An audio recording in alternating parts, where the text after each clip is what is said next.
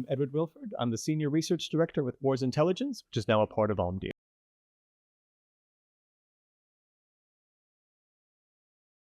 I had some really great discussions with people about culture, and I think culture is something that we don't speak about enough in the automotive industry. But if we're going to get to this era where we're moving fast and we're building fun new things, you need the culture to do that. And you can't do that with the org chart that you brought with you, that you've had for 20, 50, 100 years in some cases. So I'm excited to see people thinking about how culture is going to change and grow.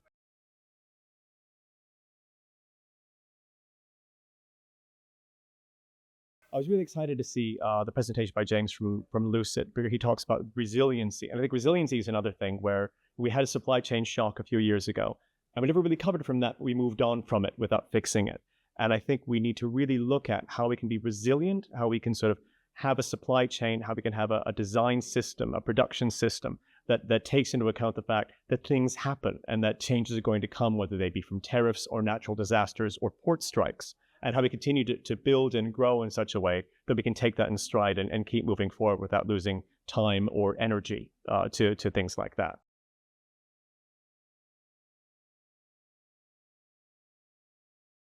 Right now, we're throwing a lot of new things into a pot, right? And we're stirring it up and we're hoping it becomes a tasty stew. And it's possible that some of the ingredients are wrong or bad or don't go together. And a lot of it is the fact that we can't test stuff, right? We have to validate it. But you have to sort of throw it in and then hope that all the predictions you've made, all the models that you've built produce something. And I think there could be that, we've actually invested in the wrong semiconductors, or memory technology doesn't work correctly, or the battery technology that we planned on, we can't get access to those raw materials. Again, it's a question of resiliency and of having the right backups and the right forecasts for things. And that, I think, is every tech group has that same concern, that same question. But I think for automotive, it's new. It's dipping its toes into the technological world for the first time.